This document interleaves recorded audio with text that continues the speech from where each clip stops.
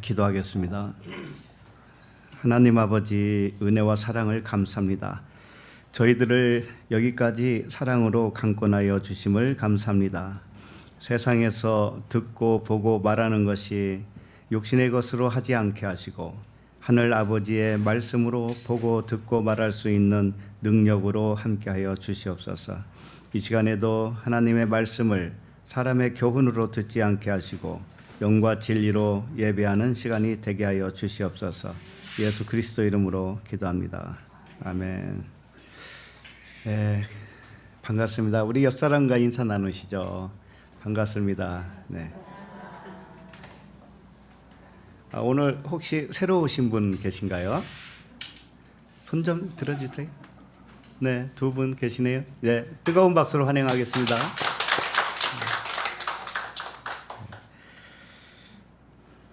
오늘 유튜브 방송 하는 요령이 조금 달라졌더라고요. 그래서 조금 먼저 돌아가고 있는지도 몰랐어요. 오늘 하나님의 말씀을 보시겠습니다. 로마서 1장 18절로 23절이에요.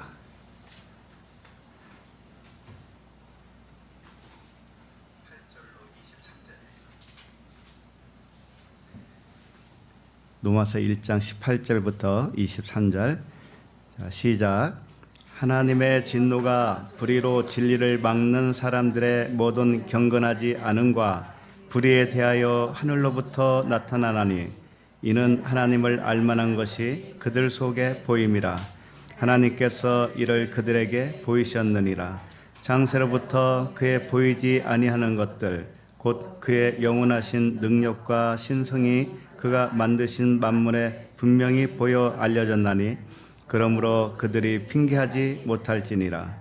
하나님을 알되 하나님을 영화롭게도 아니하며 감사하지도 아니하고 오히려 그 생각이 허망하여지며 미련한 마음이 어두워졌나니 스스로 지혜 있다 하나 어리석게 되어 썩어지지 아니하는 하나님의 영광을 썩어질 사람과 새와 짐승과 기어다니는 동물 모양의 우상으로 바꾸었느니라.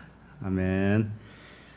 로마서 네 번째 말씀 제목은 불의와 하나님의 진노입니다. 왜 하나님의 진노가 일어날까요? 오늘 말씀은 하나님에게 왜 진노가 일어났을까라고 하는 부분을 살펴보고 그 진노가 언제 나타나는가 이런 부분을 좀 살펴보게 되겠습니다. 사실 인간은 하나님에게 있어서는 동물처럼 보는 거예요. 하나님은 하찮은 동물처럼 봐요. 그래서 어떻게 보면은 하나님이 이 하찮은 인간에게 진노를 하실 수가 있을까 이런 생각을 하게 되죠. 예를 들면 우리가 지렁이가 있잖아요. 땅 속에 있는 지렁이를 보면서 분노하십니까? 분노할 필요가 없잖아요. 그와 같이 하나님도 우리를 볼 때 진노할 필요가 있을까? 왜 진노할까? 우리하고 상대가 안 되는데. 그 에레미야 17장 9절에 보면 이런 말씀이 있어요. 만물보다 거짓되고 심히 부패한 것은 마음이라 누가 등이 이를 알리오마는 이런 말씀이 있어요. 그래서 모든 인간은 심히 부패했다는 거죠. 만물보다도 거짓되다라고 하는 겁니다. 이런 우리 인간을 하나님이 왜 진노를 부으실까? 하나님이 사람을 지으셨고요. 사람의 마음이 부패했다는 사실도 잘 아셔요. 하나님은. 근데 굳이 진노를 일으키실까? 그냥 내버려 두면 되잖아요. 내버려 두면 어차피 천국에 못 갈 거 아니에요. 근데 하나님이 왜 진노해가지고 그 원한을 갚는 것처럼 그렇게 보이느냐 이거죠. 그 창세기 8장 21절에도 이런 말씀이 있어요. 그 노아의 방주가 끝나고 나서 하나님이 여호와께서 그 향기를 받으시고 그 중심에 이르시되 내가 다시는 사람으로 말미암아 땅을 저주하지 아니하리니 이는 사람의 마음이 계획하는 바가 어려서부터 악함이라 내가 전에 행한 것 같이 모든 생물을 다시 멸하지 아니하리니 노아의 방주 아시죠? 홍수로 싹 멸망시키고 8명만 구원했죠. 그런데 그러고 나서 주님이 하신 말씀이에요. 사람을 보니까 어려서부터 계획하는 거가 다 악하다는 거예요. 악하대요. 그래서 뭐라고 했냐면은 모든 생물을 다시 멸하지 아니하리라 그랬어요. 포기한 것처럼 보이잖아요. 근데 사실은 이제 그 부분 들어보신 분은 알겠지만 그 물세례로 한번 죽은 거죠. 그러니까 물세례로는 다시 안 하겠다 이거예요. 이제 불세례로 하겠다 이런 얘기죠. 어쨌든 하나님의 진노가 무엇 때문에 일어났고 그 진노가 사람에게 언제 나타나는가 이걸 좀 살펴보도록 하겠습니다. 하여튼 요즘 장마비가 굉장히 심하잖아요. 피해가 속출하고 있는데 이럴 때 어떤 생각이 들어요? 하나님의 진노하신다고 하는 생각이 들어요, 안 들어요? 안 들으시는 모양인데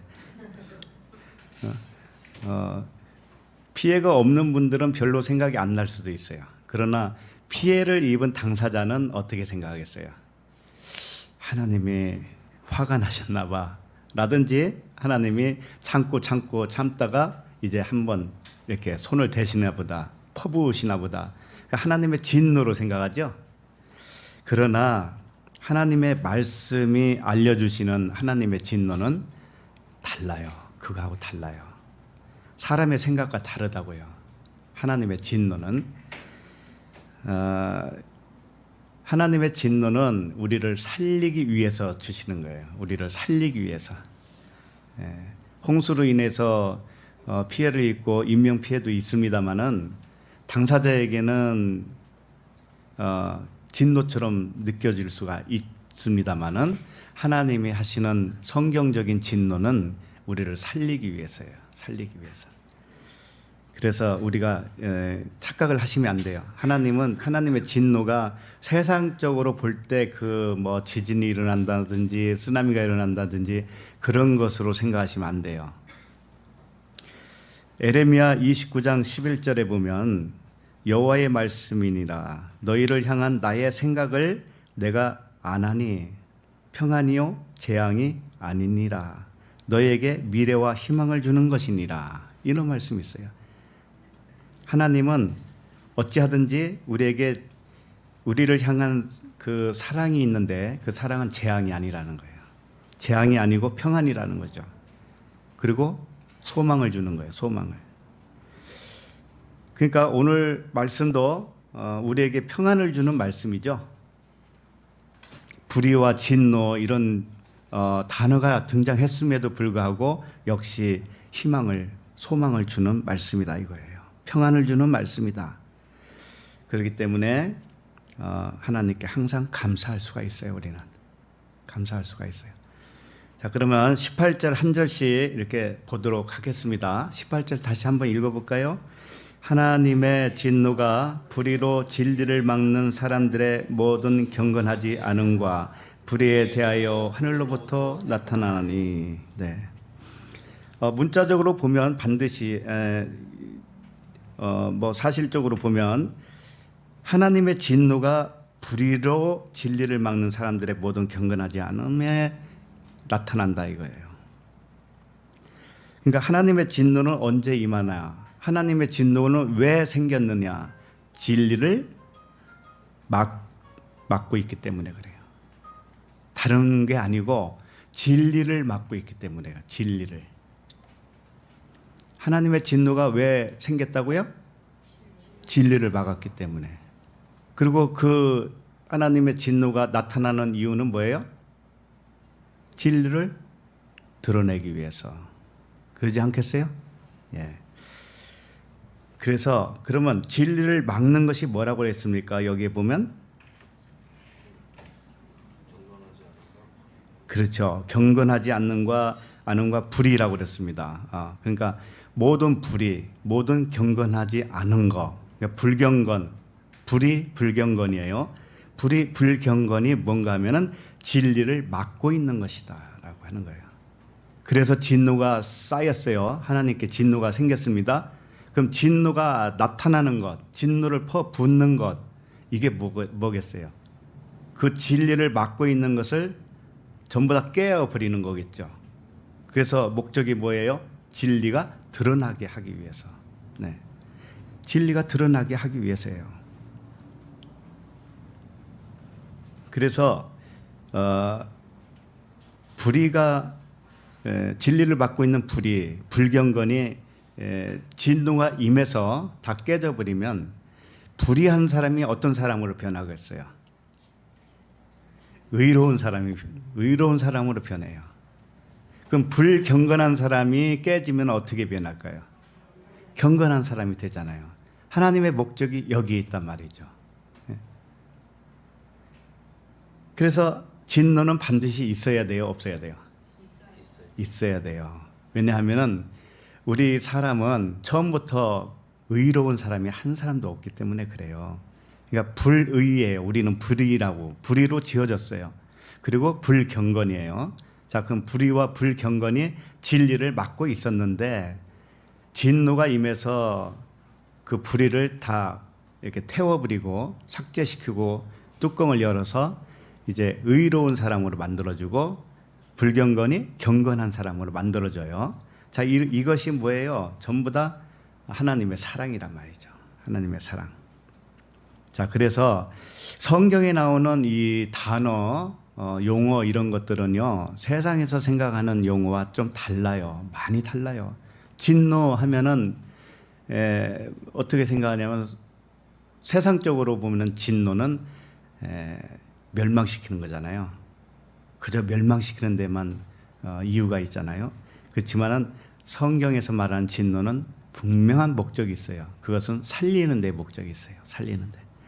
자, 그러면 단어를 여기 18절에 나오는 단어 몇 가지 있잖아요. 진리, 불의, 경건하지 않는 거 이런 것이 무엇인지를 일단 성경적으로 좀 살펴봐야 다음에 말씀들이 이렇게 풀릴 것 같아요. 자, 진노라고 하는 단어가 오르게라고 하는 헬라어 오르게인데 그냥 그 단어상의 의미로는 진노, 분노, 뭐 복수 또는 천벌이다, 천벌받는다 그런 말도 있죠. 천벌. 이게 하나님의 진노란 말이에요. 근데 진노는 왜 생겼는가 하면은 원한이 생겼기 때문에 진노가 생겼어요. 원한이. 그러니까 진노가 이제 하나님께 생겼어요. 생겼는데 그 이유는 하나님과 우리 사이가 원수가 됐어요. 원수. 그렇기 때문에 그걸 진노가 생겼다. 근데 그 진노를 나중에 이제 나타내시죠. 진노를 퍼부으셔요. 이런 용어가 어떻게 됐냐면은 진노를 나타났다. 진노를 내리셨다. 진노가 이르렀다. 성경에는 이렇게 표현하고 있어요. 자, 진노가 이르렀다. 진노가 임했다. 이것은 어떤 상황을 말씀하실까요? 진노가 임했어요, 우리에게. 그럼 그게 어떤 상황일까요? 아까 진노가 원한이 생겼기 때문에 진노가 생겼다고 그랬죠. 그러면 그 진노를 완전히 퍼부으면은 원한 관계가 어떻게 된다는 걸까요? 그 원한을 갚아주는 은혜가 되죠. 그렇죠? 그러니까 진노를 우리에게 나타내시고 진노를 부어주시면 하나님과 우리 사이가 원수지간이었는데 그 원수가 이제는 없어진다고요. 벗이 된다고, 친구가 된다고요. 그러니까 반드시 그 진노는 우리에게 임해야 되는 것이죠. 그죠?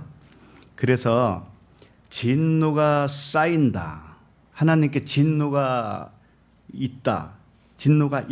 이것은 어떤 상황을 말씀하고 있는가 하면은 우리를 율법 아래 가두었을 때 그것을 진노가 주님에게 있다 이렇게 표현하는 거예요.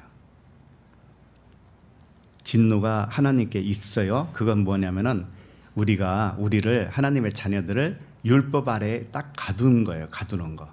가두면은 우리는 하나님의 진노 아래에 있는 거예요, 아닌 거예요? 진노 아래에 있는 거예요. 그러면 진노가 부어지는 것은 뭐냐면 그 율법에서 우리를 해방시켜 주는 거예요. 그걸 말하는 겁니다. 그래서 우리가 진노 중에 들어가야 돼. 일단은 성경은 항상 하나님의 자녀들에 대하여 하시는 말씀입니다. 하나님의 자녀가 아닌 사람하고는 관계없어요. 그러니까 모든 사람이 불의하고 모든 사람이 진노 아래 있다라고 하는 것은 하나님의 자녀들에게 해당되는 말씀이에요. 이 지구상에 지금 현재 73억, 75억이 된다고 할지라도 그 모든 인간이 하나님 진노 아래에 있다라고 볼 수가 없다니까요. 일단은 율법 아래에 갇혀야 되는 거예요. 율법 아래에 갇힌 사람만 하나님의 진노 아래에 머무르게 된 거예요. 그리고 나서 그 진노를 나타내시면 거기서 해방되는 겁니다. 그렇기 때문에 하나님의 자녀가 아닌 사람들은 이 관계가 없는 이야기예요. 솔직히 말해서. 그러니까 우리 한 사람 한 사람 이야기니까 이게 다 은혜의 이야기고 사랑의 이야기예요. 그러면 진노 중에 있다라는 것은 율법 아래 가둬놨다라는 것이죠. 그리고 그 진노를 나타내는 것이 뭔가 하면은 율법에서 해방시켜 주는 거라고 그랬죠. 그걸 하나의 스토리로 한번 살펴보도록 하겠습니다. 누가복음 보세요. 누가복음 18장 6절부터 8절입니다.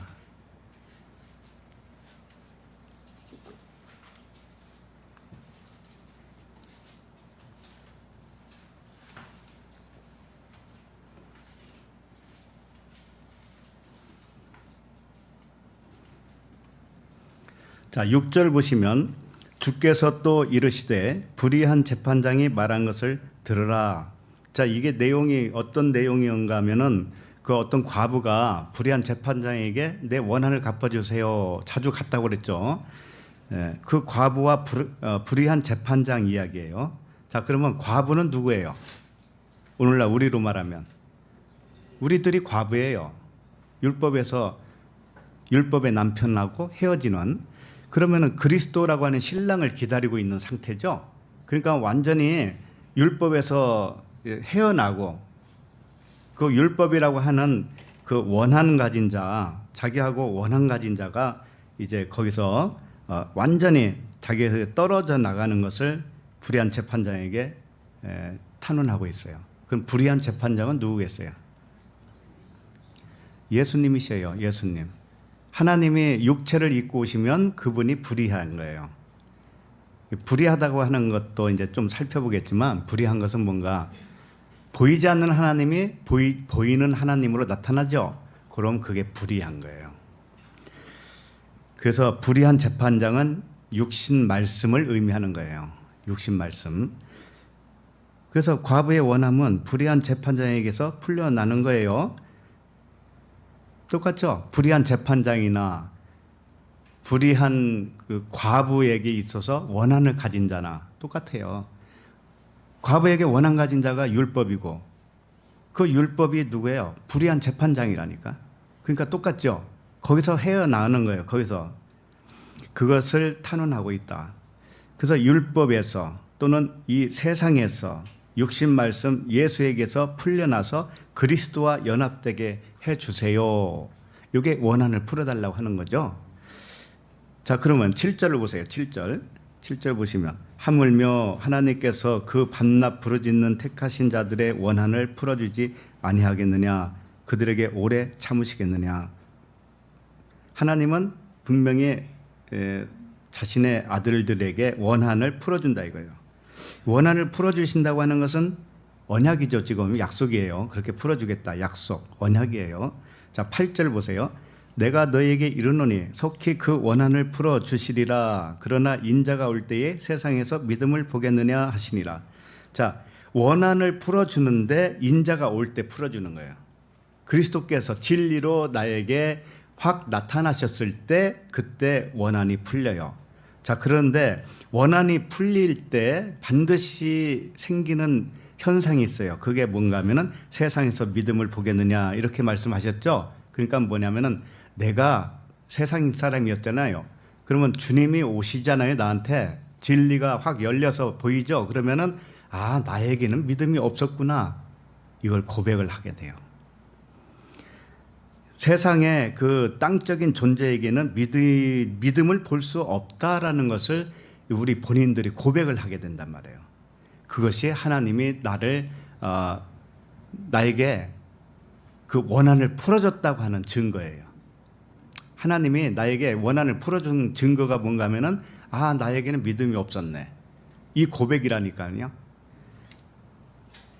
그래서 진노가 나타나는 것은 하나님의 진리가 은혜로 나타나는 것과도 같은 거예요. 진노가 나타났다 할 때는 계시로 열린 것을 말하는 거예요. 계시로 열렸다. 우리가 율법 아래에 다 갇혀 있었는데 계시로 열려요. 눈이 열려요. 듣는 귀가 달라져요. 그러면 하나님의 말씀을 율법에서 해방되는 거예요. 율법이라고 하는 하나님의 말씀에서 해방돼요. 자, 그렇게 되면은 우리가 평강을 누릴 수가 있는 것이죠. 그래서 율법으로 우리에게 하나님이 그 설명을 자주 하셨습니다. 율법을. 자, 여기 한 구절을 좀 보도록 하겠습니다. 로마서 4장 15절을 보세요. 그 율법과 진노 이 관계를 잘 설명했습니다. 로마서 4장 15절.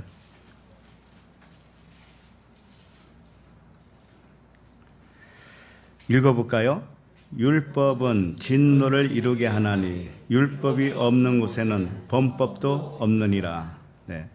하나님의 진노가 왜 이루어지는가 하면은 율법이 있기 때문에 그래요. 근데 일단은 율법이 있어야 하나님의 진노 아래에 들어가는 것이고 또 그렇게 해야만이 내가 범법자라는 것을 인정을 할 수가 있습니다.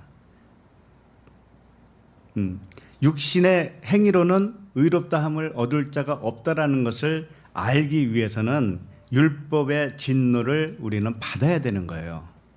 그래서 율법은 필연적으로 있는 것이고 율법 아래에 들어온 사람만 하나님의 자녀가 될 수가 있어요. 그래서 율법 아래에 가두어서 범법한 자를 만들고 범법한 자가 되면은 죄의 삭은 뭐예요? 사망이구나. 이게 진노 아래에 가두는 겁니다. 이렇게 가두어요. 가두고 나서 육신으로는 의롭다함을 받을 육체가 없다라고 하는 사실을 토해내게 해요. 그렇게 한 다음에 의롭게 되는 것은 오직 믿음으로 말미암아 산다라는 것을 가르쳐 주는 거예요. 육신의 의로는 의롭게 될 수가 없다라는 것을 가르쳐 주는 거예요. 그러니까 그게 불의로 진리를 막고 있는 우리가 불의가 뭐예요? 율법이란 말이에요. 그렇게 막고 있다가 이게 다 진노가 임해서 계시로 눈이 열려서 귀가 열려서 육신으로는 의롭게 될 장사가 없구나.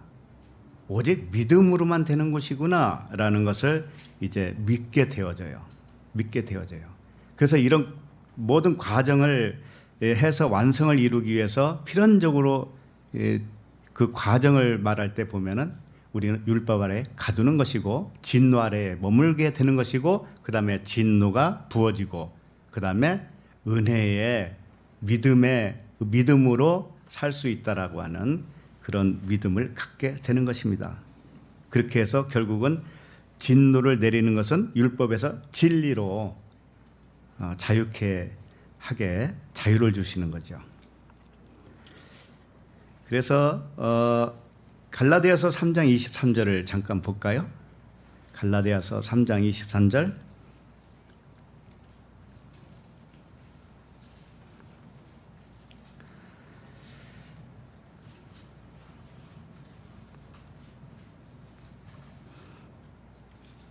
자, 갈라디아서 3장 23절 시작. 믿음이 오기 전에 우리는 율법 아래에 매인 바 되고 계시될 믿음의 때까지 갇혔느니라. 네. 결국은 믿음으로 사는 거예요. 우리는 믿음으로. 그런데 믿음이 오기 전에는 율법 아래에 매인 바 되었다. 율법 아래에 매인 바 되었다라고 하는 것은 율법의 행위로 의롭다함을 받으려고 했다라는 것이죠. 그러니까는 율법 아래 매인 바 된 것이 뭔가 하면은 진노 중에 있는 거예요. 하나님의 진노 중에. 그러니까 진노 중에 있다고 하지만 그게 좋은 거예요, 나쁜 거예요?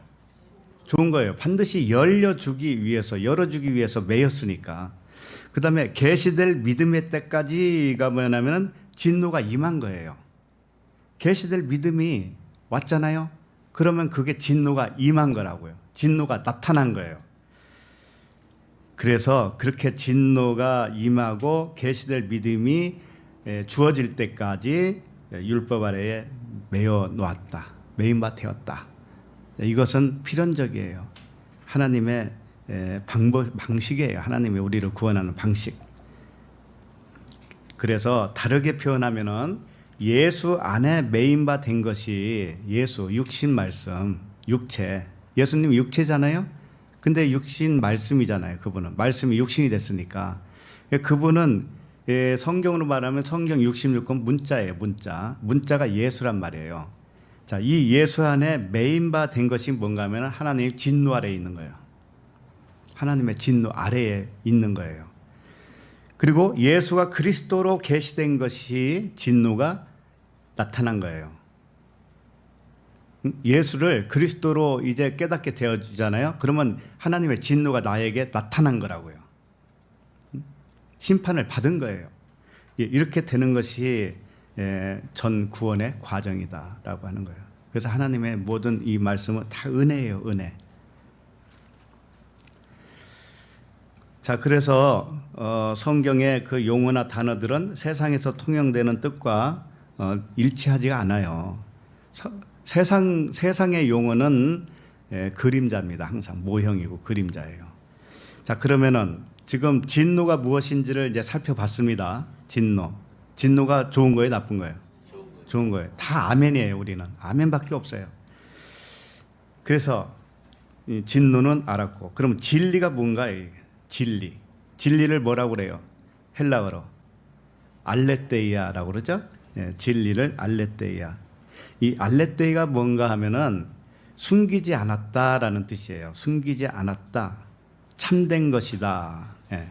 그러니까 율법은 겉에 포장된 거라면 그 안에 진리가 숨어 있어요. 그런데 참된 것이에요, 그게. 그런데 율법이 이제는 이렇게 찢기고 깨지고 그러면 그 안에서 진리가 나오겠죠. 참된 거. 그러니까는 숨기지 않은 것이 되겠죠. 그래서 진리는 영이라고도 해요. 영과 진리. 그 다음에 그리스도라고도 합니다. 그리고 하나님은 영이시라고 그랬죠. 하나님은 영이시라고 그랬어요. 그러니까 하나님은 영이시고 하나님은 진리이시고. 그런데 결국은 진리를 불의가 막고 있었다고 그랬습니다. 아까 불의가 진리를 막아요. 자, 그럼 진리가 참된 것이고 나타나는 숨기지 않은 것인데 진리가 나타나지 않으면 불의로 막고 있는 것인데 결국은 누구를 막고 있는가 하면은 하나님을 막고 있는 거예요. 하나님을 막고 있는 것이 불의예요. 불의. 진리는 뭔지 알겠죠? 하나님 자신을 말하는 거예요. 그러나 결국 보통 사람들이 하나님 하면은 문득거려서 하나님 하면은 잘 이해를 못한 것일 수도 있기 때문에 하나님은 보이지 않는 부분이고 율법 아래 속에 숨겨져 있는 분이라니까요. 그것을 깨닫게 되어야만이 진짜 하나님을 만난 거예요. 그런 상태를 우리에게 가르쳐 주기 위해서 이런 말씀이 있는 겁니다. 자, 그다음에 불의라고 하는 것은 아디키아라고 하는 단어예요. 아자가 붙으면은 아니다라는 뜻이에요. 아디키아. 그러면 디키아. 이게 뭔가 하면은 의예요. 의가 아니다 이런 뜻이죠. 그래서 불의예요. 불의. 그러니까 디카이오 시네가 의인데 그 의가 아니다라고 해서 이렇게 줄임말로 아디키아 이렇게 표현하고 있습니다. 근데 이 아디키아는 불의인데 이게 어디서 왔는가 하면은 데이그마라고 하는 단어에서 왔다고 해요. 데이그마가 뭔가 하면은 보여줬다, 보여준 견본이다, 모본이다, 모형이다, 그림자다, 표본이다 이런 뜻이에요. 그러니까 불의가 뭔가 하면은 다른 것으로 생각하면 안 돼요. 모형이고 그림자고 표적이에요. 표적. 이게 불의예요. 불의. 하나님은 말씀이신데 그 말씀이 육신을 입고 이 땅에 오셨습니다. 자, 그러면 예수님이시죠? 그분이? 그럼 그분은 불의예요. 원래는 안 보이시는 분이 하나님이신데 보이도록 나타났죠? 이게 불의라고. 이게 예, 이해가 가시죠? 예, 이걸 잘 이해를 못 하시면 이 맥락을 쫓아갈 수가 없어요. 그래서 보여줬다, 견본이다, 또는 모본이다, 이 모형이다 이렇게 표현하는 것이 뭔가 하면은 불이다, 불이. 근데 불의가 왜 생겼는가? 의를 가르쳐 주려고 온 거예요. 의는 안 보이는 게 의예요. 못 보는 게 의예요. 진리는 안 보이잖아요. 그 진리를 가르쳐 주기 위해서 온 것이 뭔가 하면은 불의예요, 불의. 그러니까 성경적인 용어는 세상이 생각하는 용어와 다르잖아요. 그렇죠? 그래서 이제 불의, 그게 이제 뭔지 알겠죠? 그러니까 이 세상, 보이는 이 세상에서 우리가 인생으로 살고 있죠? 그럼 이게 불의로 살고 있는 거예요. 불의로 살고 있는데 살면서 가다 보니까는 의가 뭔지를 이제는 알았어요. 의가 뭔지를 알았어요. 그러면은 불의가 이제 의로 변한 거예요. 네.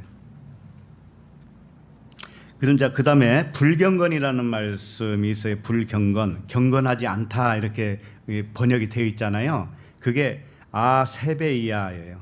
아가 붙으면 뭐라고 그랬어요? 아니다, 아니다. 세베이아가 뭐냐면은 경배하다라는 그런 뜻이에요. 그러니까 경배하지 않는 것이 뭔가 하면 불경건이죠. 예. 그러면 교회에 우리가 다녔잖아요. 옛날부터 다닐 때 경배한다, 예배한다, 경배와 찬양 뭐 이런 거 있었죠. 그러면서 열심히 했잖아요. 그러면 그 사람들은 그랬을 때 우리가 경건한 건가요? 불경건인가요? 네, 경건하다고 생각했었는데 알고 보니까 불경건이었죠. 왜? 모르고 했으니까. 그래서 예배는 뭘로 하라고 그래요? 예배는 영과 진리로 하라고 그랬어요. 근데 그 뜻도 잘 몰랐어요, 우리는 옛날에는. 그래서 율법으로 예배를 드리고 있으면서도 그게 영과 진리로 예배 드리는 줄 알았단 말이죠. 예. 그러니까 불경건은 뭐냐면은 영과 진리로 예배를 드리지 않는 모습이 불경건이에요. 그러면 영과 진리로 예배를 안 드리고 다른 방법으로 드린다는 게 뭔가 하면은 사람의 교훈을 말하는 거예요. 사람의 교훈. 하나님의 말씀을 영과 진리로 해석하지 못하죠. 그러면 전부 다 예외 없이 사람의 교훈이 됩니다. 이 세상의 인생에 도움이 될 만한 그런 말씀으로 받아요. 사람의 교훈. 사람의 교훈으로 들으면 나를 헛되이 경배하느니라 그랬잖아요. 그래서 불경건은 뭐냐면 다른 게 아니고 영과 진리로 예배하지 않는 모든 것이 불경건이에요. 그러니까 예배하고 관계를 지은 단어가 불경건이다. 불이라고 하는 것은 나타난 이 세상 모든 것이 그 자체가 불이에요. 말씀이 보이는 말씀이 다 불이에요. 불경건은 뭐냐면은 그 불의를 가지고 예배 드린다고 하지만 그 예배는 불경건의 예배가 되는 거예요. 그러니까 진짜 영과 진리로 예배가 되려면 어떻게 되냐면 결국은 불의가 의로 바뀌어야 되는 것이고 불경건이 경건으로 바뀌어야 영과 진리로 예배드리는 모습이 되는 것이죠. 자, 그러면 또 어떤 그 스토리가 하나 있는데 그 부분을 좀 살펴보면서 보도록 하겠습니다. 마가복음 3장 1절로 5절이에요. 마가복음 3장 1절.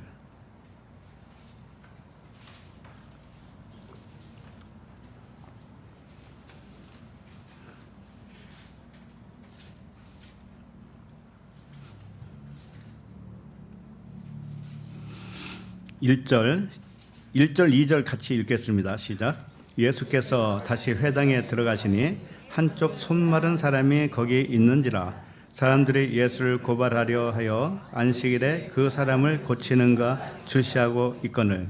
자, 지금 1절 2절을 보면은 손 마른 어떤 환자가 있습니다. 이 손 마랐다고 하는 것은 뭐예요? 자기 이제 의의가 없다라는 거죠. 그걸 안 사람이에요. 손으로 일을 하잖아요. 그죠? 그러니까 율법의 말씀이 일인데 그 일을 이제 할 수 없는 진리를 알게 된 거죠, 사실은. 그런 사람이란 말이에요. 자, 그런데 사람들이 예수를 고발하려고 하여서 안식일에 그 사람을 고치는가 하고 이렇게 온 거죠. 자, 그러면 그 사람을 안식일에 손 마른 자가 이제 환자라고 치고 그 환자를 고치면 어떻게 되나요? 안식일을 어긴 건가요? 잘 지킨 건가요? 어긴 거죠. 근데 어겼다라고 생각할 때는 어떤 기준에 의해서 어긴 거예요? 율법이죠. 그거 사람의 교훈이라고 그러는 거예요. 그걸. 사람의 교훈에 의하면 안식일에 사람을 고치면 안 돼요. 자, 그런데 영과 진리로 차원으로 바꿔서 생각하면 어떻게 될까요? 사람 고치는 게 그건 잘한 것이죠. 예. 그러니까 이런 거잖아요. 안식일이라고 하는 것은 영적으로 보면은 내가 요단강을 건너서 안식일에 가나안에 들어가는 것과 똑같잖아요. 그러니까 율법의 1세대가 완전히 죽고 2세대로 들어가서 거기서 사는 거죠. 그게 안식이란 말이에요. 그러니까는 뭔가 하면 안식일은 안식일에 준 이유는 뭐냐면은 죽고 새롭게 살아서 안식을 하는 것이구나, 이걸 알았습니다. 그럼 반드시 여기서 사람을 고치는 게 안식일의 일이에요. 그러나 안식일에 일하지 말고 쉬어라라고 하는 그 문자 그대로 붙잡으니까는 뭐냐면 사람들이 아무것도 안 해야 된다라고 이렇게 문자적으로 알게 된 거예요. 그게 사람의 교훈이라는 뜻이에요. 자, 그럼 3절을 볼까요? 3절 시작. 예수께서 손 마른 사람에게 이르시되 한가운데에 일어서라 하시고, 손 마른 자는 자신에게 아무런 능력이 없다라는 걸 깨달은 자예요. 자, 4절 시작. 그들에게 이르시되 안식일에 선을 행하는 것과 악을 행하는 것, 생명을 구하는 것과 죽이는 것 어느 것이 옳으냐 하시니 그들이 잠잠하거늘. 자, 주님이 한 말씀 하셨습니다. 뭐라고 했냐면은 안식일에 선을 행하는 것과 악을 행하는 것. 그다 선을 행하는 것은 영과 진리로 예배하는 거예요. 우리가 안식에 내 마음이 항상 예배자가 되는 것이죠. 자, 그런데 악을 행하는 건 뭐예요? 사람의 교훈으로 불경건한 자예요. 말하자면 불경건한 자. 이들은 안식일을 잘 지키는 것이 하나님을 경배하는 것으로 생각을 했지만, 그런데 실상을 알고 보니까 그것은 문자대로 한 거란 말이죠. 안식일에 아무것도 안 하고 엘리베이터 버튼도 누르지 말아야 되고 집안에 스위치도 키면 안 되고, 이거 안식일은 하면 안 된다. 이렇게 섬기고 있는 사람들이 뭔가 하면은 불경건한 자예요. 이스라엘 그 동네 가면 다 그러고 있어요. 그죠? 물론 다는 아니겠죠. 진리를 깨닫는 사람도 있겠죠. 그게 불경건이에요. 그게 경건한 척 했는데 다 불경건이란 말이죠. 그 다음에 악을 행하는 건 불경건한 거죠. 그 다음에 생명을 구하는 건 뭘까요? 경건한 자죠. 경건한 자. 영과 진리로 예배하는 자. 그죠? 죽이는 건 뭘까요? 불경건한 자예요. 사람의 교훈으로 예배하는 거기 때문에 하나님을 예배하는 게 아니죠. 하나님을 헛되이 경배하는 것이죠. 그럼 결국 사람을 경배하는 것과 똑같아요. 사람의 교훈으로 했으니까 사람을 경배한 거예요. 그게 예수를 경배한 거란 말이에요. 예수라고 하는 사람, 하나님은 영이신데 영을 예배한 게 아니란 말이죠. 이렇게 그러면서 어느 것이 옳으냐 하시니 그들이 잠잠했다라고 되어 있습니다. 그래서 불경건한 자는 율법의 매인자로 진노 아래에 있는 자예요. 일단 진노 아래에 있어야 돼요.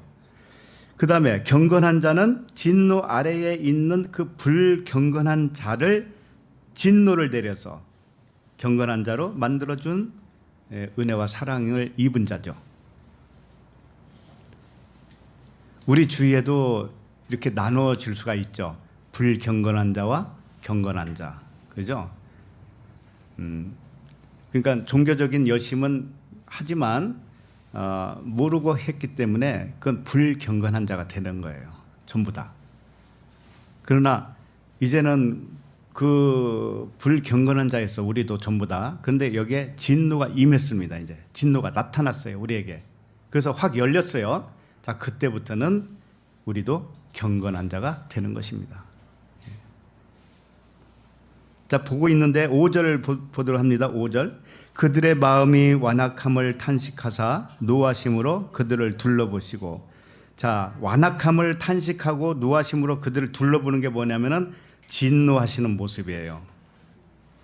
그죠? 노하셨어요. 완악함을 탄식했다 이거예요. 이게 뭔가 하면은 진노 중에 있다라는 것을 지금 표현하고 있어요. 하나님의 진노 중에 있는 사람들이다. 완악하다. 그래서 노할 수밖에 없다. 그러면서 그 사람에게 이르시되 내 손을 내밀라 하시니 내밀매 그 손이 회복되었더라. 손이 회복됐다라고 하는 것은 말씀이 회복된 거예요. 자, 그런데 이것은 진노를 나타내신 것이죠. 그렇죠? 지금 두 부류를 가지고 설명을 하지만 우리 한 사람 이야기이기도 해요. 그 바리새인들은 뭐냐면은 마음이 완악하고 그래서 탄식하게 됐고 노하셨다. 이게 진노 아래에 있는 우리들 모습이었다면은 또 손 마른 자를 고쳤던 그 손이 회복된 자 역시 나 한 사람 이야기죠. 그러니까 내가 그 손이 회복되었다. 이건 진노를 부어주신 거예요. 하나님이 진노를. 그래서 확 열어주신 거예요. 겉에 것을 전부 다 물로 멸망시키든지 불로 태워서 진노를 임했어요. 그래서 그 안에 있는 말씀이 이제 바뀐 겁니다. 생각이 바뀐 거예요. 그러므로 하나님의 진노는 모든 사람에게 해당되는 것이 아니에요. 그분의 자녀들에게만 베푸시는 은혜와 사랑이라는 겁니다. 이게 얼마나 중요한지 아세요? 제자들이 주님이 그랬잖아요. 전도 좀 하고 와라 그랬어요. 전도. 그 제자들이 나가가지고 전도를 했어요. 그랬더니 사단이 하늘에서 막 번개같이 떨어졌다고 자랑했잖아요. 그게 오늘날로 말하면 뭐예요? 나를 통해서 다른 사람이 구원받았다는 얘기겠죠. 나를 통해서. 근데 주님이 뭐라고 했냐면 야, 사단이 떨어진 걸로 기뻐하지 마라. 네 이름이 하늘에 기록된 것으로 기뻐하라 그랬어요. 나 한 사람 하나님 나라에 기록이 됐다. 생명책에 기록이 됐다. 그거 하나만 가지고도 우리는 충분히 기뻐할 수 있어요. 안 그렇습니까? 네. 나를 통해서 다른 사람이 복음을 깨닫게 되는 것도 중요하지만 그것으로 기뻐하지 말라는 거예요. 왜? 그건 내가 한 게 아니기 때문에. 내가 해도 됐다고 해도 그건 내가 한 게 아니에요. 사실은 하나님이 하신 거지. 누가 내가 아무리 복음을 전한다고 해도 그 복음을 듣고서 변화가 되겠습니까? 변화되게 하시는 분 누구예요? 하나님이셔요. 하나님이시라고. 그러니까 제일 중요한 건 뭐냐면 내가 하나님 나라에 들어간 자가 맞고 생명책에 기록이 된 자가 맞느냐. 이게 중요해요. 이게 가장 중요하다고. 그러니까 남 생각 너무 하지 마세요. 자기나 잘하시라니까. 자기나. 너나 잘해라고 그러잖아요. 자, 그러면 시편을 좀 보도록 하겠습니다. 시편 7편. 시편 7편 11절.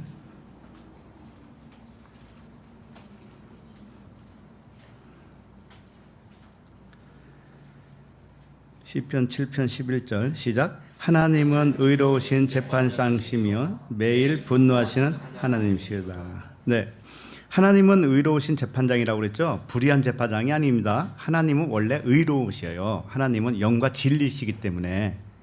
그런데 그분이 재판장이시면서 매일 분노하신다는 거예요. 매일 분노하는 게 뭐예요? 보이는 것을 보이지 않는 것으로 못 보면 그걸 분노한다고 그러는 거예요. 우리가 보이는 세계에서 사는데 보이지 않는 그 나라를 인식을 하고 살면 좋은데 그렇지 못해요. 그러면 보이지 않는 하나님은 보이지 않는 영으로 계셨기 때문에 그분이 우리에 대해서 분노를 하셔요. 그런데 그렇게 하는 이유는 뭐예요? 자기 백성을 의롭게 만들기 위해서죠. 결국은 하나님과 같은 존재로 만들기 위해서 그러는 거예요. 자, 12절을 보세요. 12절 시작. 사람이 회개하지 아니하면 그가 그의 칼을 가시며 그의 활을 이미 당겨 예비하셨도다. 사람이 회개하는 게 뭔가 하면은 이 보이는 세계, 율법이라고 해도 돼요. 하나님의 말씀, 문자, 이것을 통해서 보이지 않았던 그 영과 진리의 말씀으로 내가 깨달아져요. 깨달아지는 것이 뭐예요? 회개. 내가 하는 거예요, 그게? 회개도 내가 할 수 있는 게 아니에요. 하나님이 하게 해주시는 거예요. 우리에게는 아무런 근거가 없습니다. 전부 다 위에서 내려와야 되는 거예요. 자, 그래서 사람이 의롭지 못하다고 하는 나의 존재를 인식을 하게 되면은 그게 이제 회개를 하는 거예요. 그렇게 회개를 이끌어내시기 위하여 말씀의 칼은 뭐예요? 말씀이잖아요. 진리의 말씀을 갈아요. 우리를 진노해서 우리를 박살내려고. 그리고 활이라고 했죠. 활은 항상 언약을 의미합니다. 언약이에요. 그러니까는 십자가에서 주님이 몸으로 이렇게 달리셨잖아요. 그때 활로 쐈어요, 안 쐈어요? 창이 활이에요. 똑같아요. 활로 옆구리 찔렀죠? 이게 언약이란 말이에요, 이게. 언약은 진리예요, 또. 진리의 창. 그다음 못 박힌 것도 진리의 못.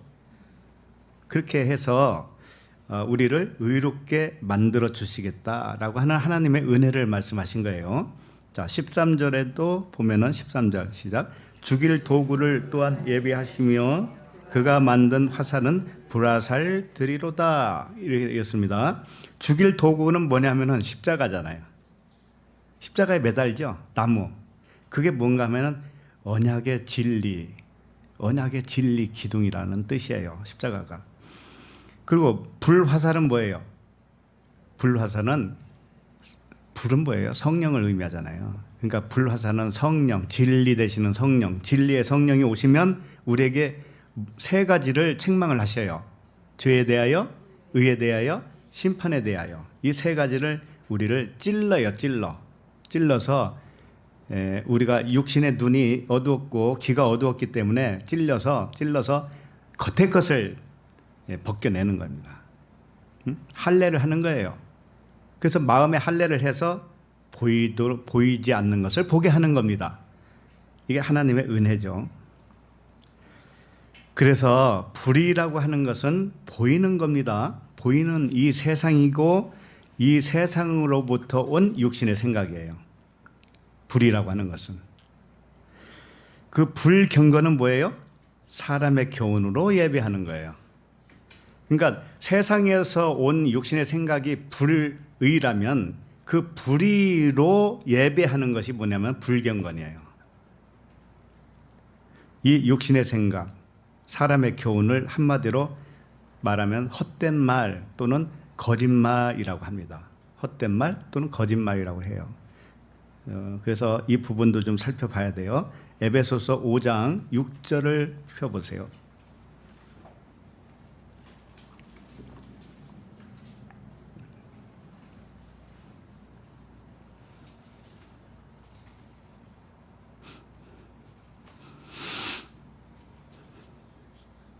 에베소서 5장 6절 시작.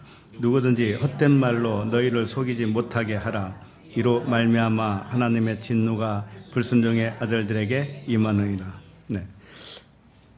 오늘 로마서 표현으로 말하면 하나님의 진노가 불의로 진리를 막는 자에게 임한다고 그랬어요. 그렇죠? 불의로 진리를 막는 자에게 진노가 임한다고 그랬습니다. 근데 여기서는 어떨 때 하나님의 진노가 임한다고 그래요? 헛된 말로 속이고 있을 때, 하나님의 진노가 그 불순종의 아들들에게 임한다 이렇게 되어 있어요. 자, 그러니까 헛된 말, 거짓말하는 것은 불의죠. 불의로 진리를 막고 있는 것과도 같은 것이죠. 그렇잖아요. 그렇기 때문에 여기서 헛된 말, 거짓말은 무슨 뜻이냐면은 사람의 교훈을 말하는 것이고, 세상으로부터 온 교훈, 세상으로부터 온 생각, 기준, 이런 것으로 하나님의 말씀을 말하고 있다면 그것은 진리를 말하고 있는 것이 아니기 때문에 다 거짓말을 하는 거예요.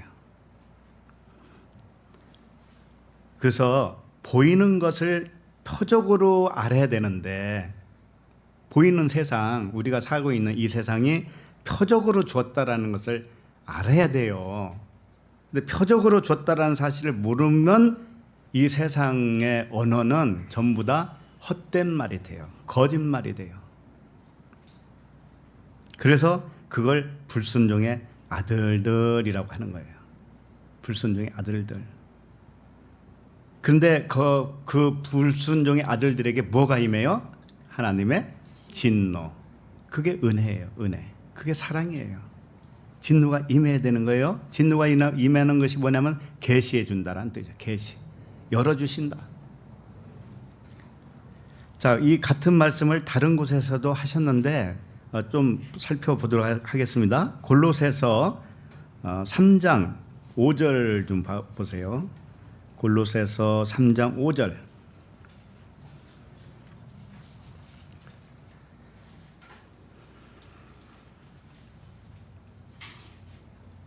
지금 우리가 살펴보는 주제가 뭐예요? 불의가 뭐냐, 불경건이 뭐냐, 그런 그거죠. 예, 거짓말이 뭐냐, 율법 아래에 있는 것이 뭐고 율법 아래에서 해방되는 것이 뭔가, 그런 것들을 지금 살펴보고 있습니다. 자, 5절을 읽겠습니다. 그러므로 땅에 있는 지체를 죽이라. 곧 음란과 부정과 사욕과 악한 정욕과 탐심이니 탐심은 우상 숭배니라. 자, 그러므로 땅에 있는 지체를 죽이라 그랬습니다. 땅에 있는 지체가 뭘까요?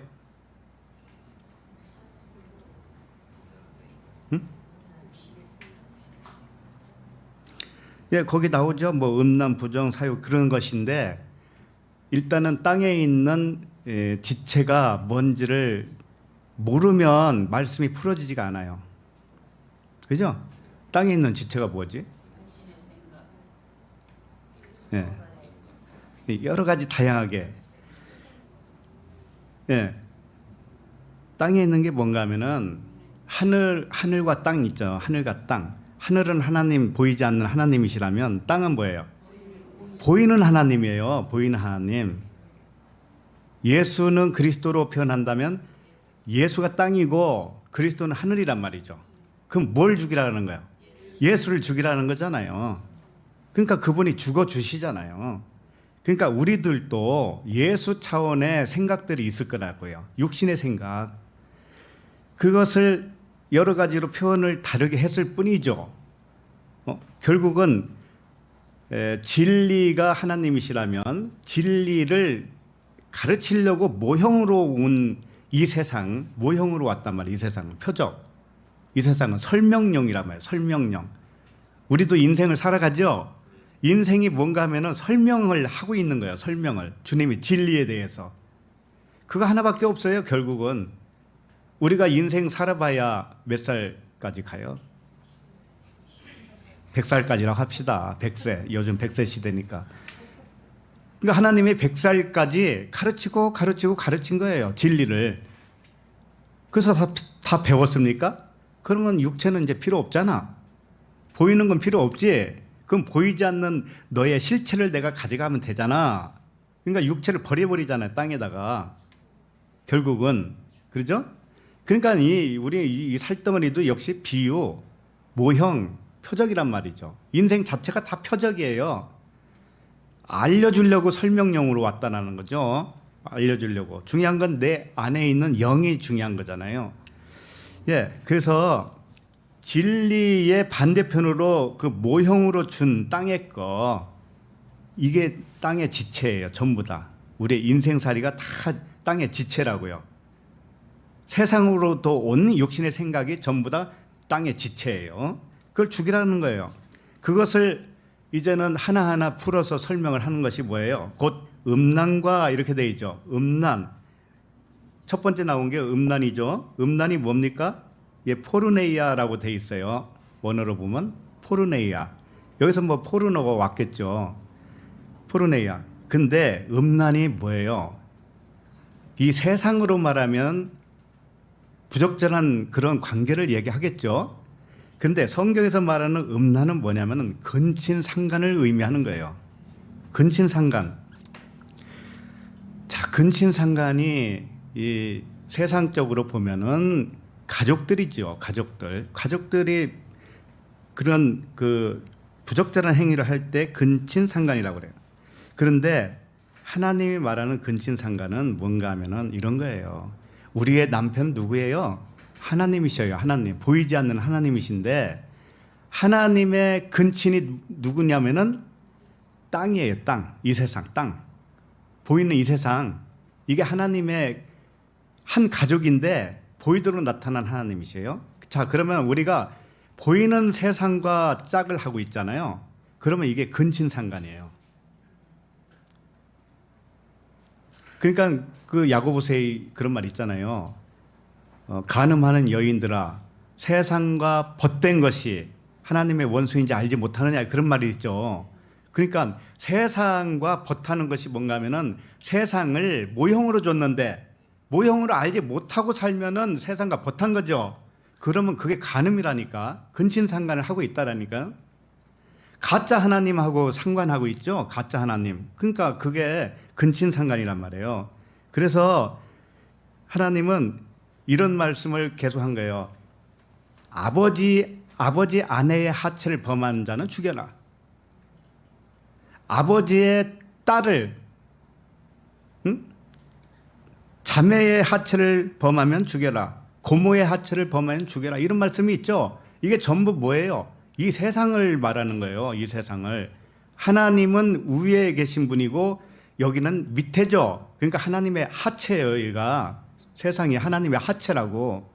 그러면 하체와 벗을 삼으면 어떻게 돼요? 그게 근친상간이라니까. 이걸 간음이라고 하는 거예요. 그래서 이 사실을 모르고 살죠. 그러면 우리가 부부지간이 얼마나 좋고 알콩달콩 산다 할지라도 역시 간음하고 있는 거예요. 알겠어요? 부부가 잘 살고 있는데 진리를 모르고 살아요. 자, 그러면 그게 간음이라니까요. 그래서 주님이 그랬잖아요. 에베소서 5장 32절에 보면 이 비밀이 크도다. 나는 그리스도와 교회에 대하여 말하노라. 남편과 아내에 대해서 쭉 말씀하시다가 끝에 가서 뭐라 하냐면 남편과 아내 이게 그리스도와 교회의 이야기를 내가 이렇게 비유로 설명한 것이야. 이거 모르면은 너희들 다 간음하고 있는 거야. 그런 뜻이란 말이에요. 성경은 이렇게 굉장히 단호하단 말이에요. 자, 그 다음에 지금 계속 읽는 것인데 곧 음란과 그 다음에 뭐예요? 부정과죠. 부정과 사욕과 악한 정욕과 탐심이니 이걸 통틀어서 탐심이라고 해요. 이게 종목이 몇 가지 있어도 탐심은 우상숭배이라고 그랬습니다. 탐심이 뭔가 하면은 플레오넥시아라고 하는 단어인데 첫 번째로 준 모형이라는 뜻이에요. 첫 번째로 준 모형을 붙잡는 것이 탐심이에요. 첫 번째로 준 게 뭐예요? 이 세상이죠. 보이는 세상이죠. 율법이죠. 네, 우리 육신의 생각이죠. 이게 장자란 말이에요. 장자. 죽어야 할 장자. 근데 이것을 붙잡고 있네요. 붙잡고 있어요. 그럼 이게 탐심이란 말이죠.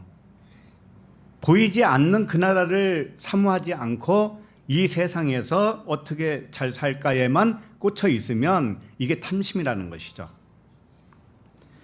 그래서 6절 보면 이것들로 말미암아 하나님의 진노가 임하느니라. 예, 이것들로 인해서 하나님의 진노가 임해요. 그럼 진노가 임하는 것이 좋다고 그랬잖아요. 그죠? 탐심을 이제 깨어주기 위해서 진짜를 가르쳐 주려고 이제 간음을 못하게 이제 하려고 그리스도와 우리를 연합시키려고 그리스도와 우리가 연합되어지면 끝나는 거예요. 사실은 그거 이상이 없어요. 아무것도. 그렇기 때문에 진리의 모형을 붙잡고 있기 때문에 진노가 임해서 계시로 눈을 밝게 해주셔요. 그러면 이게 은혜와 사랑이잖아요. 자, 그래서 이 다음 절부터는 이제 지금 18절 한 절 가지고 이렇게 오래 했습니다. 본문으로 다시 돌아오시면, 왜 이것이 잘 안 되면 그 다음 절로 가봐야 별 의미가 없기 때문에 그래요. 그래서 이렇게 오래 한 겁니다. 그래서 이 다음 절부터는 불의와 하나님의 진노의 관계를 더 쉽게 풀어서 설명하는 말이기 때문에 여긴 좀 빨리 나갈 수가 있어요. 19절을 읽겠습니다. 19절 시작. 이는 하나님을 알만한 것이 그들 속에 보임이라 하나님께서 이를 그들에게 보이셨느니라. 네. 불의로 매여 있는 아들들에게 하나님의 진노가 나타난다고 그랬잖아요. 아까 18절에서. 그죠? 진노가 나타나요. 그러면 그게 계시로 열린 거라니까요. 그러면은 하나님을 알아요, 몰라요? 알아요. 그 말씀이라고 이게. 하나님을 알게 된다는 뜻이에요. 하나님을 알만한 것이 그들 속에 보인단 말이에요. 이제는 보이기 시작한다고요. 하나님께서 이를 그들에게 보이셨느니라. 하나님이 보여주셔야 아는 거예요. 근데 눈으로 보는 게 아니란 말이에요. 진리는 눈에 보이는 것이 아니다라는 것을 통해서 보이지 않는 것을 보게 하는 거예요. 이거 신묘맞측해요. 하나님의 방법은. 자, 그래서 마가복음 4장 22절 제가 읽어드립니다. 마가복음 4장 22절에 드러내려 하지 않고는 숨긴 것이 없고 이렇게 말씀하셔요. 드러내려 하지 않고는 숨긴 것이 없다. 그러니까 드러내려고 숨겼다라는 것이죠. 예, 우리는 이 보이는 세상에 보이지 않는 것을 숨겨놨어요. 그런데 왜 그렇게 했는가 하면은 결국은 드러내려고 했다라는 거죠. 드러내려고. 그 다음에 나타내려 하지 않고는 감추인 것이 없느니라. 나타내려 하지 않고는 감추인 것이 없다. 그러니까 우리가 우리 안에서 나타내게 하려고 감춰놓았다. 감춰놓은 목적은 그거밖에 없다. 그러니까 결국은 감춰놓고 나중에 나타내지 않는 것이 없다라는 거예요. 숨겨놓으면 결국은 알게 해주신다 이거예요. 하나님의 은혜예요. 100%예요 이게. 그리고 숨기고 감추인 목적은 드러내고 나타내려는 것이다. 숨기고 감추인 것은 첫 번째 것이에요. 이게 진노 아래 가두는 것이죠. 숨기고 감추인 것은 뭐예요? 불의가 진리를 막고 있는 상태. 그러니까 진노 아래에 있는 거. 있는데 드러내고 나타내면 두 번째 것으로 보이는 것을 알게 되죠. 그럼 이게 진노가 임한 거예요. 진노가 임한 거. 계시로 열린 거 이렇게 보시면 되겠습니다. 예, 하나님의 다 은혜예요. 그다음에 20절을 보겠습니다. 20절 시작. 창세로부터 그의 보이지 아니하는 것들 곧 그의 영원하신 능력과 신성이 그가 만드신 만물에 분명히 보여 알려졌나니 그러므로 그들이 핑계하지 못할지니라. 자, 이 말씀을 굉장히 오해하기 쉬운 말씀이에요. 뭔가 하면은 창세로부터 보이지 않는 것을 그의 영원하신 능력과 신성이 그가 만드신 만물에 보여줬으니까. 자, 이 세상을 보면서 아름다운 산을 보면서 아, 하나님이 이 세상을 만들었구나 이렇게 탄식을 하죠. 바다를 보면서 아, 이 바다를 하나님이 만들지 않고선 누가 했겠어? 이런 생각도 신앙이 없는 사람도 할 수 있어요. 무슨 얘기인지 알겠죠? 그러니까 그렇게 보편적으로 이 세상을, 이 우주 만물을 하나님이 만들었어 라고 믿는다고 해서 그게 진리를 안 건 아니란 말이에요. 그걸 말하는 게 아니에요 지금. 자, 뭐냐 그러면 하나씩 봅시다. 창세로부터 라고 했는데 크티시스 코스모스예요. 크티시스가 뭐냐면은 이 첫 번째로 준 것이다 라는 뜻이에요. 첫 번째로 보이는 거. 성경으로 말하면 성경 66권이 창세로 준 거라니까요. 그러니까 우주 만물 창조 딱 그것만을 얘기하는 게 아니에요. 이게 첫 번째로 준 그 코스모스인데 코스모스가 무슨 뜻이냐면은 장식품이라는 뜻이거든요. 코스모스가 세상이죠. 코스모스 세상을 코스모스라고 해요. 그런데 이 세상 코스모스는 뜻이 뭔가 하면은 장식품이야. 꾸며서 만든 거라. 그러니까 모형이라는 뜻이에요. 율법 성전을 딱 사람이 만들죠. 하나님이 이렇게 만들어 이렇게 하잖아요. 그 율법 성전이 뭐냐면 그게 코스모스예요. 세상이라고. 그러니까 지금 우리가 살고 있는 인생이 뭐예요? 꾸며놓은 장식이에요, 장식. 모형이란 말이에요, 모형. 그러니까는 창세로부터라고 하는 것은 그 모형으로 준 첫 번째 거 이런 뜻이에요. 모형으로 준 첫 번째 거. 보이는 세계. 나 한 사람의 말하면 내 마음, 육신의 생각, 마음 이런 것들이 뭐예요? 창세로부터 준 것이다. 자, 그다음에 그의 보이지 아니하는 것들, 곧 그의 영원하신 능력과 신성이 그가 만드신 만물에 분명히 보여 알려졌나니. 그러니까 모든 인간이 영원으로 계신 하나님의 능력과 신성을 만물을 보고 알려졌다는 뜻이 아니에요. 그런 뜻이 아니고 이 세상을 보니까는 하나님이 계신가 봐. 이렇게 아름다운 산과 들과 이 바다 강을 어떻게 사람이 만들 수 있어? 이게 우연히 생긴 거라고 볼 수 없어.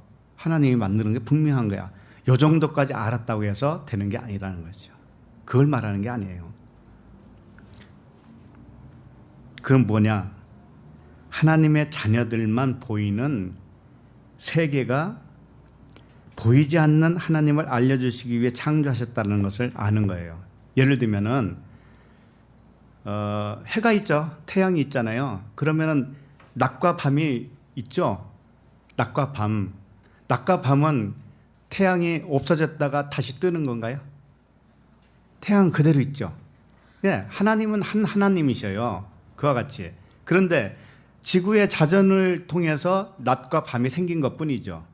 그러니까 낮도 빛이고 빛이 있는 것이고 밤도 빛이 있는 거예요. 사실은 태양은 항상 그대로 있으니까.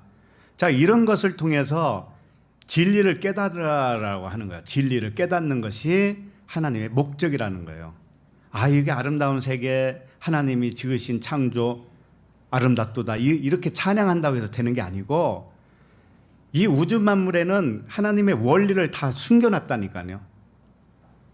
낮과 밤이 생기는 거, 한 식물이 자라서 열매 맺고 꽃이 피고 열매 맺고 이런 것들 전부 다 이게 뭔가 하면 요나의 표적이라는 뜻이에요. 전부 다 요나의 표적이에요.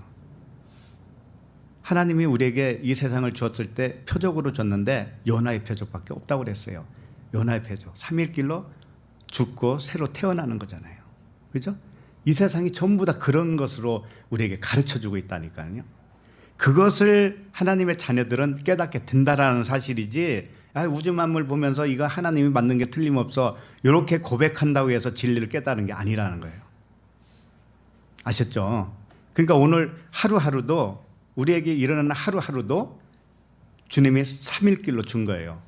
요나의 표적으로 줬다고요. 오늘 하루 속에서도 그것을 우리는 깨닫고 기뻐하고 감사하는 거예요. 예. 그러므로 그들이 핑계하지 못할지니라 이렇게 돼 있죠. 핑계하지 못한다고 하는 것은 뭐냐면은 하나님이 만물에 하나님 자신을 이렇게 새겨놨으니까 너 나중에 하나님이 없다라고 너 핑계 못할 거야. 그러니까 너 지옥 가. 이런 건가요? 그게 아니에요. 이게. 그게 아니고 하나님의 진노를 받잖아요. 우리가 진노를 받으면 진리를 깨닫게 되죠. 그러면 더 이상 보이는 것을 진리라고 말을 할 수 있어요? 없어요? 없죠. 그 얘기를 한 거예요. 이게 진리의 말씀을 깨닫고 나면 율법을 진리라고 말하지 않죠. 문자를 하나님의 말씀 진짜라고 말하지 않는다니까. 이게 핑계치 않는다는 뜻이에요. 이게 내 마음속에 진리가 되어지고 보니까 비진리를 진리라고 이제 말할 수가 없어요. 이게 핑계치 못한다는 뜻이라고요. 표면적 율법을 더 이상 진리라고 우기지 않는다 이거예요. 육신 예수를 그리스도로만 표현하지, 가르치려고 그러지, 육신 예수를 이 문자 그대로 누구에게 가르치고 복음을 전하려고 하지를 않는다 이거예요. 이게 핑계치 못한다는 뜻이에요. 그러니까 다 우리들 마음 상태가 그렇게 변한다는 것이죠. 예. 그러면 본문 21절을 읽겠습니다. 시작. 하나님을 알되 하나님을 영화롭게도 아니하며 감사하지도 아니하고 오히려 그 생각이 허망해지며 미련한 마음이 어두워졌나니. 네. 이 말씀은 하나님의 진노 아래에 있는 아들들의 영적 상태를 표현해 주는 말씀이에요. 다시 막 처음으로 돌아간 것 같은 그런 느낌이 들기도 해요. 이게 무슨 말씀이냐면은 하나님을 알기는 알아요. 하나님을 알긴 하는데 하나님을 영화롭게도 아니하며 감사하지도 아니한다 이렇게 보이잖아요. 그렇죠? 그러면은 이 겉으로 보면은 이 말씀을 겉으로 보면은 교회 다니는 사람 치고 하나님께 영광 돌린다고 해요, 안 해요? 하나님을 영화롭게 아니하며 영화롭게가 영광 돌린다는 뜻이에요. 독사죠. 그러면 영광을 돌린다고 해요, 안 해요? 가수들이 뭐 상 타면 하나님께 영광 돌린다고 하잖아요. 다 한다니까요. 믿음이 좋아 보이죠. 그리고 감사한다는 말을 해요, 안 해요? 하죠. 감사한다고 하면서 살아요. 일이 잘 되면 감사하고 일이 안 돼도 참으면서 감사하고 기분 나쁜 일이 생겼어도 꾹꾹 누르면서 감사합니다 그러고. 왜 그렇게 안 하면 저주가 올까 봐. 그런 수준인가요? 지금 여기서 그 말씀을 하는 걸까요? 그럼 이것은 보통 그냥 그리스도인이라고 하는 교인들도 다 해당되잖아요. 나 하나님께 영광 돌리고 있는데요. 나 하나님께 감사하고 있는데요. 그래서 그런 사람이 진리를 아는 사람이에요?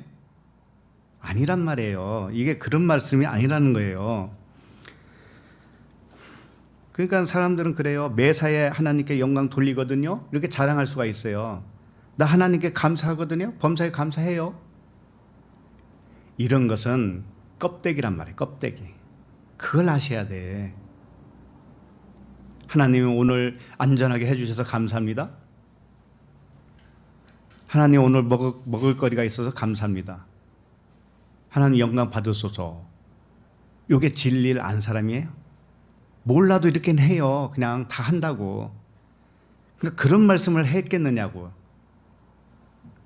이게 무슨 뜻인가 하면은 하나님을 알긴 아는데 이 단어가 호스라고 하는 단어가 있어요. 호스는 뭐냐면 그와 같은 이런 뜻이에요. 그와 같다. 앞에서 설명한 것들 있죠. 하나님이 어떤 하나님이라는 거 계속 설명했죠. 율법의 하나님이 아니고 진리의 하나님이라는 거 계속 설명해 왔잖아요. 그 하나님을 말하는 거예요. 그 하나님을 그러니까 모형과 그림자로 준 이 보이는 것이 진짜 하나님이 아니고 이 세상이 진짜가 아니고 보이지 않는 진리의 하나님, 이것을 깨달은 자만 하나님께 영광 돌리는 거예요. 그러니까 이게 보통 어려운 게 아니겠죠. 말로 그냥 하나님께 영광 돌린다, 감사합니다, 이거 가지고 되는 게 아니라는 거 아시죠? 그러니까는 한쪽 겉에 이렇게 포장되어 있었는데 그 안쪽에 계신 하나님을 계시로 알게 됐을 때 그 사람이 하나님께 영광 돌릴 수 있다는 것이고 그 하나님께 감사할 수 있는 거예요. 보이지 않는 진리의 하나님께 영광을 돌리고 감사해야 한다는 것입니다. 그것이 그렇게 되지 않으면 그 다음에 뭐라고 되어 있냐면 오히려 그 생각이 허망하여지며 미련한 마음이 어두워졌나니, 그러죠? 그 진리의 하나님, 영의 하나님을 모르면 겉에 것만 알면은 그 생각이 허망하여졌다라는 거예요. 그 생각이 허망하여졌다고 하는 것이 뭔가 하면은 회개하지 않았다 이런 뜻입니다. 회개가 안 됐다 이런 뜻이에요. 그러니까 진노가 임해야 돼요, 안 임하지 않아야 돼요? 반드시 진노가 임해서 겉에 것이 다 박살내야 되는 거예요. 그래 안의 것이 보이기 시작하죠. 그 사람이 회개예요. 그걸 회개라고 그래요. 자, 회개가 안 되면 허망하여지고 미련한 마음이 어두워졌다 그러는 거예요. 그 마음이 어두움에 잡혀 있다라고 하는 겁니다. 자, 이 세상은 태양빛으로 밝은 세상이기도 하지만 하나님은 뭐라고 하냐면 이 세상을 어둠이라고 그래요. 보이는 세상을 어둠이라고 그래요. 그것을 마음이 어두워졌다라고 하는 겁니다. 보이는 것에만 붙잡혀 있는 상태. 그래서 보이는 세상과 보이는 이 성경 66권 표면적인 말씀에 철저하게 매여 있다. 이게 어두운 자다 이거예요. 그러니까 이런 상태에 있는 사람은 하나님을 믿지 못하고 자기 일을 스스로 지혜롭게 하려고 해요. 왜? 아내 것은 잘 모르고 아내 것은 별 관심도 없으니까 이 겉에 인생의 문제에 대해서는 철저하게 살려고 하지 않겠어요? 그래서 자칭 지혜롭게 산다고 하는 거예요. 인생의 모든 경험과 지혜와 사람의 교훈을 총동원해서 이 세상을 잘 살아내려고 애를 쓰게 됩니다. 근데 사실은 지혜가 누구가 지혜자예요? 누구만? 하나님만 지혜예요. 왜? 오늘 우리가 내일 일을 알아요, 몰라요? 모르죠. 그럼 내일 일을 아는 분은 누구예요? 하나님이시잖아요. 그러니까 하나님만 지혜자예요. 그런데 우리는 스스로 지혜롭다고 여겨요. 왜? 경험이 있고 교훈이 있기 때문에 이렇게 하면 더 좋을 거야 라고 하는 우리 생각이 있죠. 그 생각이 하나님과 원수라는 거 아세요? 내일 일이 무슨 일이 일어날지 모르는데 네가 그렇게 한들 이게 100% 네 생각이 맞을 거라고 무슨 보장이 있냐? 그렇잖아요. 그러니까 하나님만 의뢰해야 되겠죠. 예. 그런데 하나님의 지혜, 하나님의 그 인도하심을 순간순간 잊어버려요. 우리 인간이라는 게. 잊어버리면 그걸 어리석은 사람이다라고 하는 거예요. 어리석다라고 하는 거예요. 22절에 그런 말씀이에요. 22절 읽겠습니다. 스스로 지혜 있다 하나 어리석게 되어 그랬죠. 스스로 지혜 있다라고 여기는 자는 어김없이 어리석은 자예요. 인생의 경험, 사람의 교훈, 사람의 지혜, 우리가 나이가 먹으면은 그런 지혜가 더 쌓이죠. 엄청 쌓입니다, 지혜가. 그래서 그 육신의 생각이라고 하는 것은 세상의 경험에서 온 것들이 많이 있어요, 우리에게. 그리고 공부를 많이 하면 할수록 그 공부하면서 쌓인 세상의 교훈이 있단 말이에요. 이런 것들이 자기를 주관해요, 자기를. 그렇기 때문에 하나님을 믿는다고 하지만 하나님은 어떤 식으로 믿는가 하면은 내가 잘못 갈 때 좀 도와주세요, 그 정도예요. 내 경험과 내 지혜로 갈 테니까 하나님은 내가 좀 쓰러지려고 하면 옆에서 도와주세요. 잘 가게 좀 도와주세요. 하나님을 도우미 정도로 생각해요. 도우미. 이게 스스로 지혜 있다라고 하는 것이고 어리석은 사람이라는 것이죠. 그래서 고린도전서 1장 20절에 이런 말씀이 있어요. 지혜 있는 자가 어디 있느냐? 고린도전서 1장 20절. 지혜 있는 자가 어디냐? 어디 있느냐? 선비가 어디 있느냐? 선비가 이제 그 서기관을 얘기하는 거예요. 하늘의 서기관. 선비가 어디 있느냐? 이 세대의 변론가가 어디 있느냐? 하나님께서 이 세상의 지혜를 미련하게 하신 것이 아니냐? 그러는 거예요. 우리가 지혜롭다고 하지만 하나님은 그걸 어리석게 만들어요. 그러니까 이런 거죠. 우리가 내일도 건강하게 내가 하던 일 열심히 잘하겠지라고 생각을 하죠. 그게 우리의 지혜고 우리가 스스로 지혜롭게 한 거예요. 그런데 하나님은 그걸 여지없이 어떻게 해요? 무너뜨려요. 항상 그러지는 않아요. 항상 그러면 정말 살기 힘들거든요. 그러니까 한 번씩 그걸 무너뜨리기 위해서 하나님이 그런 작전을 세우시죠. 우리가 연약한 거 아시기 때문에 항상 그러면 못 살아요. 그러나 그럴 때가 올 때마다 우리는 뭘 깨달아야 되냐면은 내 힘으로 사는 건 아무것도 없구나. 내 계획으로 사는 것이 아무것도 없구나. 계획대로 되는 게 아무것도 없구나. 이걸 깨달아야 된다는 것이죠. 제 아무리 사람의 지혜는 보잘것없다는 것이죠. 제 아무리 사람의 지혜가 많다고 해도 하나님 앞에서는 내놓을 것이 하나도 없어요. 그래서 우리는 뭘 자랑해야 되겠어요? 지혜와 명석함을 자랑해서는 안 되죠. 나의 약한 것만 자랑하면 돼요. 약한 거. 나는 약하나 강한 되시는 하나님이 이렇게 인도하셔서 여기까지 왔지. 이렇게. 자, 그러면 23절을 읽겠습니다. 자, 23절 시작. 썩어지지 아니하는 하나님의 영광을 썩어질 사람과 새와 짐승과 기어다니는 동물 모양의 우상으로 바꿨느니라. 자, 이 말씀은 이제 우상 숭배가 무엇인지를 가르쳐 주는 말씀이에요. 우상 숭배. 그러니까 이 말씀이 전부 어떤 맥락으로 흐르고 있는가 하면은 하나님의 진리를 막고 있는 불의가 뭔지, 불경건이 뭔지를 가르쳐 주는 말씀이잖아요. 그죠? 이것이 아는 것 자체가 뭐냐면 진노를 받는 거예요, 지금. 우리가 지금 진노를 받고 있다고요, 이게. 그래서 속에 있는 게 딱 열리고 있는 거예요. 자, 그러면 썩어지지 아니하는 하나님의 영광, 이건 뭘까요? 일단은 이 문자대로 보면은요, 보면은 사람과 새와 짐승과 기어다니는 동물 모양의 우상으로 바꿨느냐 이렇게 돼 있죠. 그러니까 첫 번째 뭐예요? 누구 나와요? 사람이죠. 그럼 사람을 우상으로 삼지 말라는 뜻이잖아요. 그죠?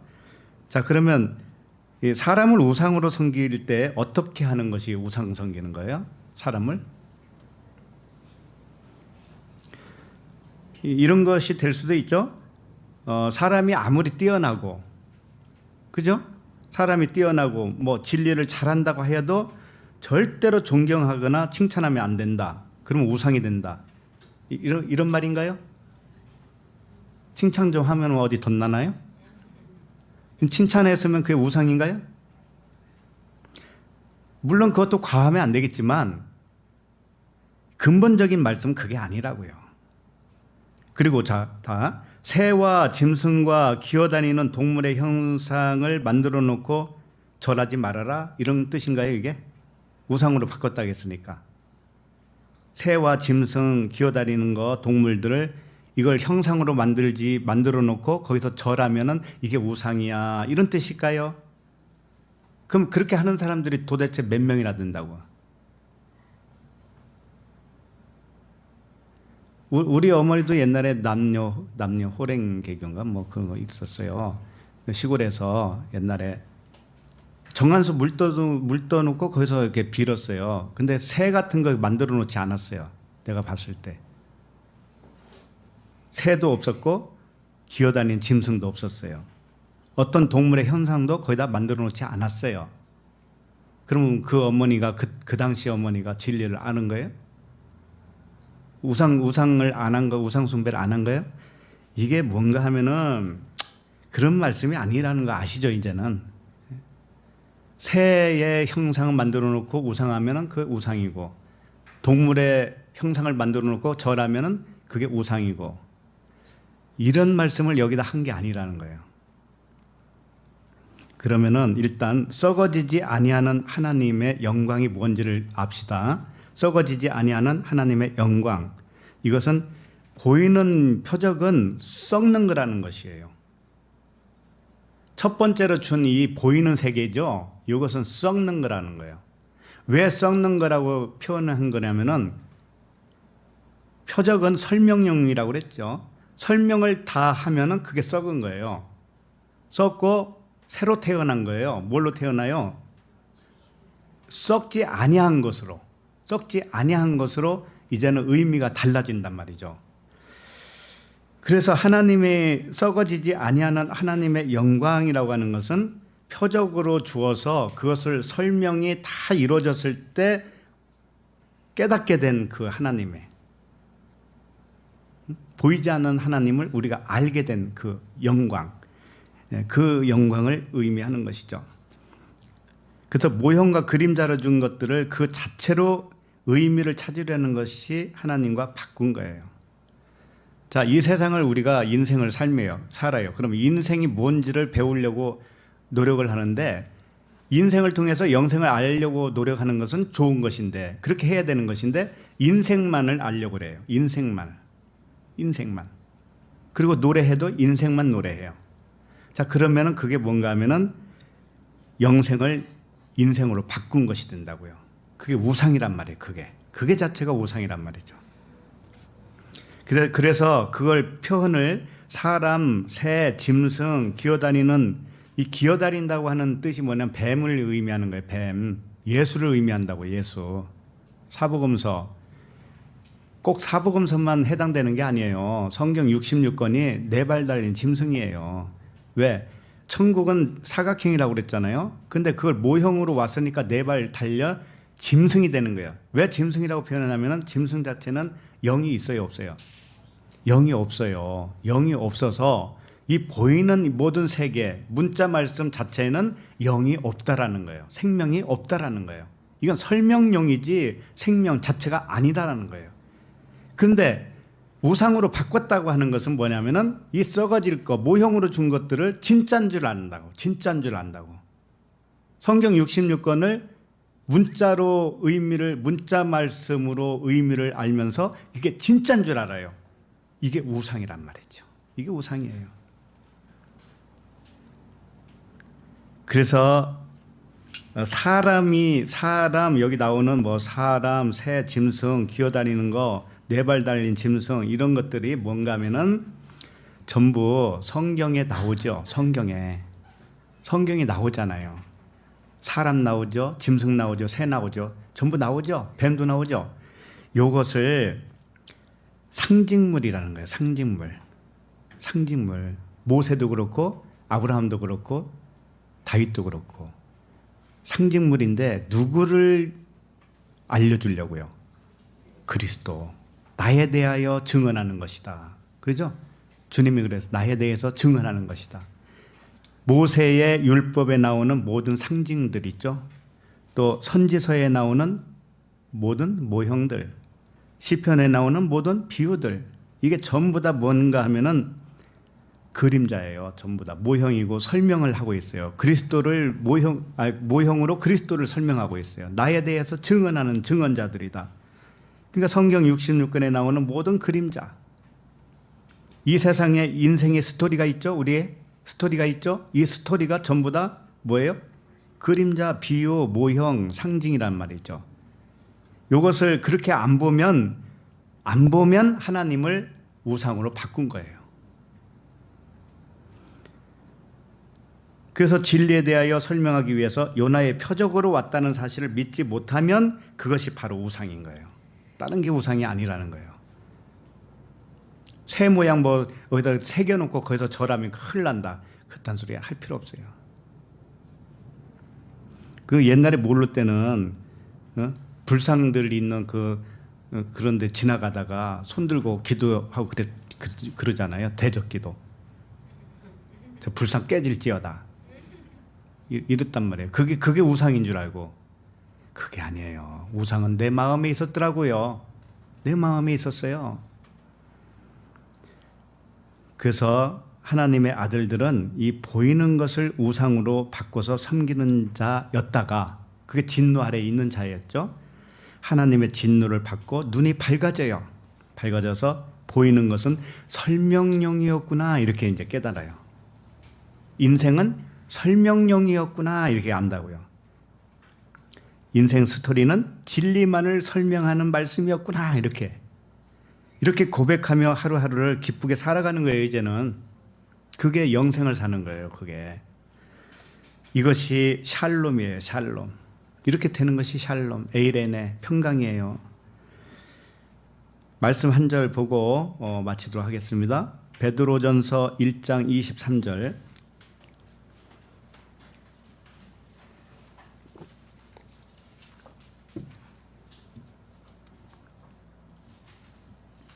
베드로전서 1장 23절 시작. 너희가 거듭난 것은 썩어질 씨로 된 것이 아니요 썩지 아니할 씨로 된 것이니 살아있고 항상 있는 하나님의 말씀으로 되어 있느니라. 자, 우리가 거듭났다라고 하는 아나겟나오라고 하는 단어인데요. 위로 세워졌다, 위로 살아났다 이런 뜻이에요. 위가 하늘이잖아요. 우리가 땅에서 누워있던 자가 되어 있는데 처음에는 위로 세워졌다, 살아났다. 이게 아나겟나오, 거듭남이라고 한 것이죠. 그런데 이 위로 살아나기 위해서는 어떻게 된 건가 하면은 썩어질 씨, 썩어질 씨로 되지 않았다. 썩어질 씨가 뭐예요? 계속 설명했죠? 설명용. 설명 다 하면 그게 썩어진 거예요. 그러니까 보이는 것, 성경 66권, 이 세상, 우리의 인생살이, 이게 뭐예요? 전부 다 썩어질 씨, 첫 번째로 준 거예요. 이것 자체로 거듭난 건 아니다 이거예요.